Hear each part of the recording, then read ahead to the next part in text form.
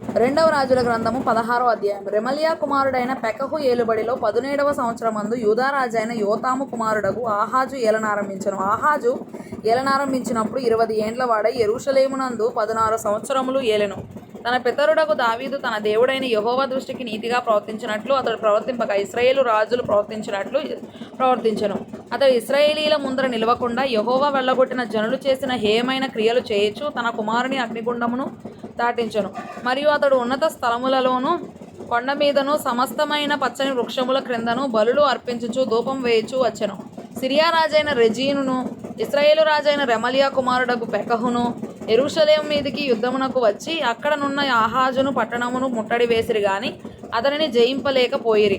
ఆ కాలమందు సిరియా రాజైన రెజీను ఏలతును మరలా పట్టుకొని సిరియనుల వశము చేసి ఏలతులో నుండి యూదావారిని వెళ్ళగొట్టగా సిరియనులు ఏలతు పట్టణమునకు వచ్చి కాపురముండిరి. నేటి వరకును వారు అచ్చటనే ఉన్నారు. ఇట్లుండగా ఆహాజు యెహోవా మందిర సంబంధమైనట్టియు రాజనగరు సంబంధమైనట్టియు సామాగ్రులలో కనబడిన వెండి బంగారములను తీసుకొని అష్షూరు రాజునకు కానుకగా పంపి, నేను నీ దాసుడను నీ కుమారుడనై ఉన్నాను గనక నీవు వచ్చి నా మీదికి లేచిన సిరియా రాజు చేతిలో నుండి ఇశ్రాయేలు రాజు చేతిలో నుండి నన్ను రక్షింపవలనని అష్షూరు రాజైన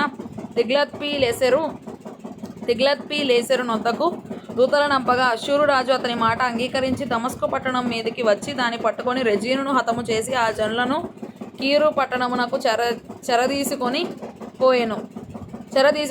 రాజైన ఆహాజు అష్షూరు రాజైన తిగ్లత్పిలేసెరును కలుసుకొనుటకై దమస్కు పట్టణమునకు వచ్చి దమస్కు పట్టణమందు ఒక బలిపీఠమును చూచి దాని పోలికను మచ్చును దాని పని విధం అంతయును యాజకుడైన ఊరియాకు పంపెను. కాబట్టి యాజకుడైన ఊరియా రాజైన ఆహాజు దమస్కు పట్టణము నుండి పంపిన మచ్చునకు సమమైన ఒక బలిపీఠమును కట్టించి రాజైన ఆహాజు దమస్కు నుండి తిరిగి రాకమునుపే సిద్ధపరచెను.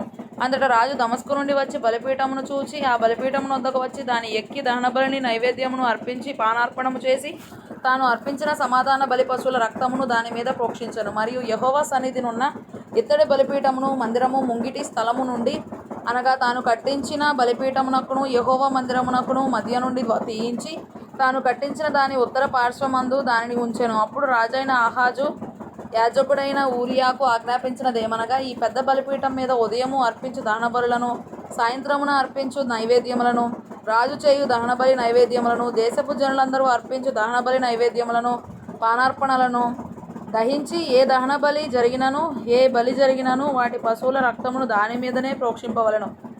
అయితే ఈ ఇత్తడి బలిపీఠము దేవుని యొద్ద నేను విచారణ చేయుట కొంచవలెను. కాగా యాజకుడైన ఊరియా రాజైన ఆహాజు ఆజ్ఞ చొప్పున అంతయు చేసెను. మరియు రాజైన ఆహాజు స్తంభముల అంచులను తీసివేసి వాటి మీదనున్న తొట్టిని తొలగించెను. ఇత్తడి ఎడ్ల మీదనున్న సముద్రమును దింపి రాతి కట్టు మీద దానిని ఉంచెను. మరియు అతడు అష్షూరు రాజును బట్టి విశ్రాంతి దినపు ఆచరణ కొరకై మందిరములో కట్టబడిన మంటపమును రాజు ఆవరణము గుండా పోవు ద్వారమును యెహోవా మందిరము నుండి తీసివేసెను. ఆహాజు చేసిన ఇతర కార్యములను గూర్చి యూదారాజుల వృత్తాంతముల గ్రంథమందు రాయబడి ఉన్నది. ఆహాజు తన పితరులతో కూడా నిద్రించి దావీదు పురమందు తన పితరుల సమాధిలో పాతిపెట్టబడెను. అతని కుమారుడైన హిజ్కియా అతనికి మారుగా రాజాయెను.